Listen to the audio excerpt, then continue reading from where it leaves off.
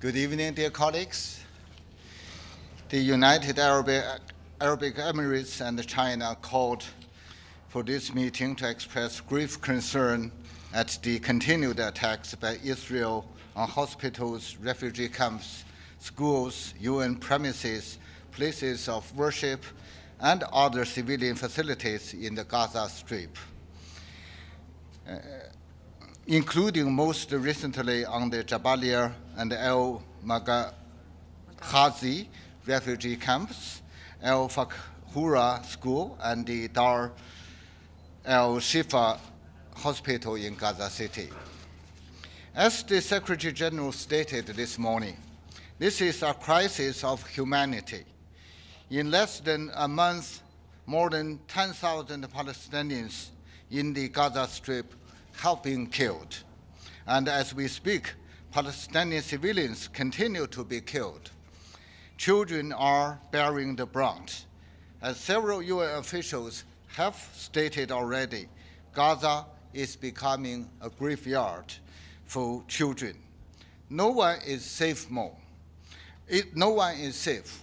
More UN aid workers and journalists have been killed in 4 weeks than in any month of a conflict in decades. If ever, Palestinian civilians are also deprived of necessities essential to their survival. In the midst of this catastrophic situation, we emphasize the need for the Security Council to act with urgency and adopt a meaningful and actionable resolution. Over the past couple of weeks, members of the Security Council have been working tirelessly to this end. We call for an urgent humanitarian ceasefire. The Secretary General just made the same call this morning, a humanitarian ceasefire now. This is desperately needed to enable full, rapid, safe, and unhindered humanitarian access, including for UN and humanitarian personnel, consistent with international humanitarian law. We urge all parties to take steps urgently towards a cessation of hostilities to ensure the protection of civilians. We demand that the parties to the conflict facilitate the continuous, sufficient, and unhindered provision of essential goods and services to all civilians throughout the Gaza Strip. These must include electricity, water, fuel, food, and medical supplies sustained and at scale. Ambassador Nusseibeh will continue. As we heard today in our briefings, civilians in Gaza cannot even find safety in UN facilities, schools, hospitals, and refugee camps.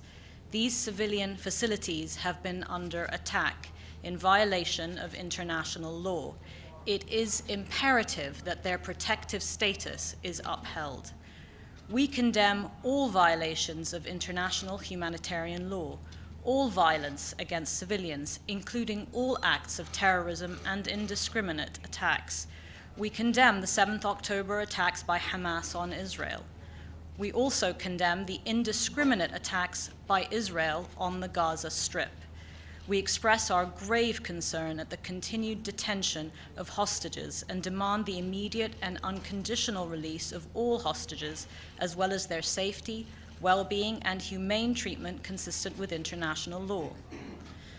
But the killing and maiming of children, attacks on schools and hospitals in the Gaza Strip, and denying children access to humanitarian assistance are all very grave violations against children. We call on all parties to fully comply with their obligations under international humanitarian law, including the protection of civilians and civilian infrastructure. We reiterate the need for the parties to take measures to ensure the safety and well-being of civilians and their protection, as well as humanitarian and medical personnel, UN personnel, and journalists. Wars have rules, and they must be upheld. Thank you. Thank you. Can you give us an update on the draft resolution and where that might be at, whether you're progressing towards a vote? The discussions are ongoing. The full 15 members of the Council are fully engaged on the draft text, and we will continue trying to narrow the gaps that still exist between Council members on this issue. Ambassador, can we have a clarification? What are the gaps? Look, I think the gaps remain on what is achievable on the ground, where the political appetite is amongst some of the major players on this file, and the crisis on the ground as well. I think the most pressing need on the ground, which all Council members have recognized, is the urgent humanitarian need. But I think the bigger problem, which also many Council members have recognized, is that without a cessation of hostilities or some kind of humanitarian truce that is immediately implemented, far too many civilians have already lost their lives, and far too many more will continue to lose their lives unless that is put into place. But those are some of the parameters of where the gaps in the discussion exist, and I think the conversations are ongoing to try and have impact on the ground. So it looks like at the Security Council, you don't even agree on the number of casualties. The French ambassador just came here and talked about 7,000 people dead. You say over 10,000. Do you agree on the number? The number we're using is from UN official briefings. So we'll leave it at that. I don't mean to be morbid, but there are a number of innocent lives under the rubble today, so until everybody is accounted for, we actually don't have a sense of the full scale, but the numbers so far are the ones that the UN are giving us, and I think we can all rely on those numbers. Ambassador, can humanitarian aid, food, water, any medicine, can it be administrated and given to the people of Gaza in a safe and secure and efficient way while there's still fighting going on? And the humanitarian pause, does it mean that you feed them in one hand and a few hours after the cessation of hostilities for whatever hours, you bomb them again? I mean, does that make sense to anybody? Yeah.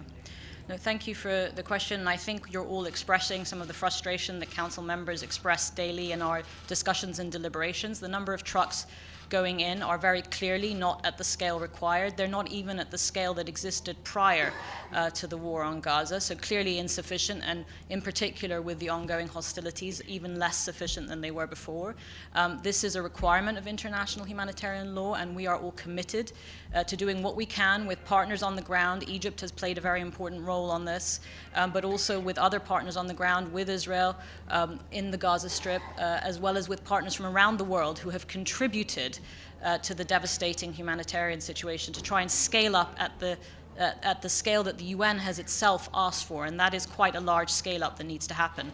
I mean, just today in my national capacity, I'll mention that the UAE president has launched an emergency field hospital that will be set up in Gaza. 5 aircraft have left Abu Dhabi airport this morning and will be arriving in the Al Arish airstrip shortly, and we will try and set up an emergency field hospital in Gaza, crossing through the correct borders.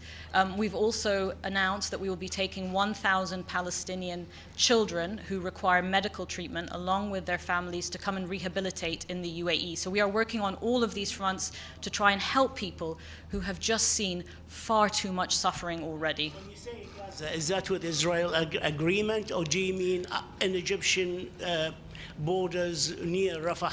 I will share all of the details in the coming day or two. This is being operated from headquarters.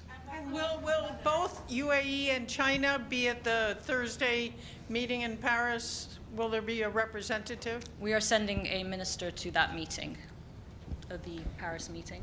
Yeah. At this moment, I don't have further information on that.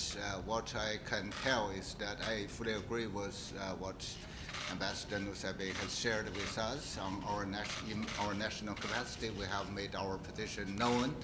And meanwhile, as the presidency of the Security Council, what I can tell is that I will continue to take the current situation in Gaza as the top priority of the Security Council. And that's, I'm sure, is also your request.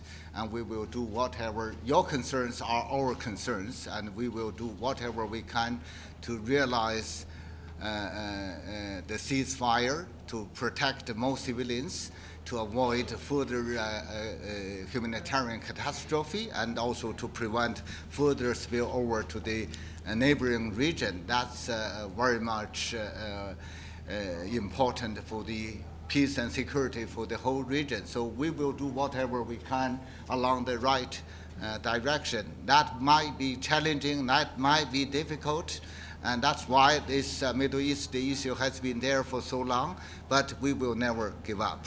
When's the next council meeting or consultation? There will be a council briefing, I believe, on Thursday, but under the Chinese presidency, we intend to call for regular briefings, meetings, formal and informal, to keep the spotlight on this very, very critical humanitarian catastrophe that is unfolding on the Gaza Strip. And thank you for your support. Thank you. One quick question for Irish TV. People outside this building, ordinary people, cannot understand why you can't reach agreement. You're diplomats. It's literally your job. Why can't you reach agreement when 420 children a day are dying or being injured?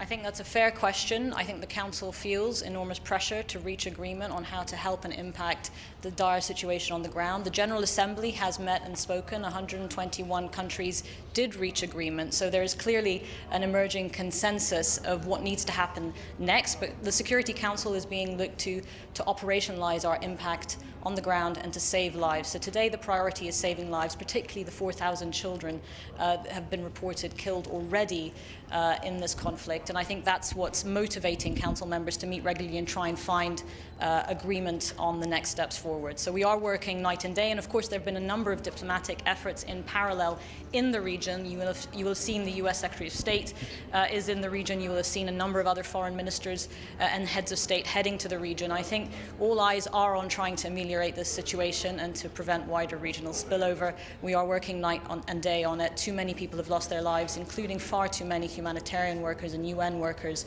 The number's almost up to 90 now in a very short space of time. It is tragic, but we are working round the clock to try and do what we can. When do you have an agreement? We're working hard to try and find that agreement, and we're working on numerous levels, including diplomatic levels in capitals. Thank you. Thank you.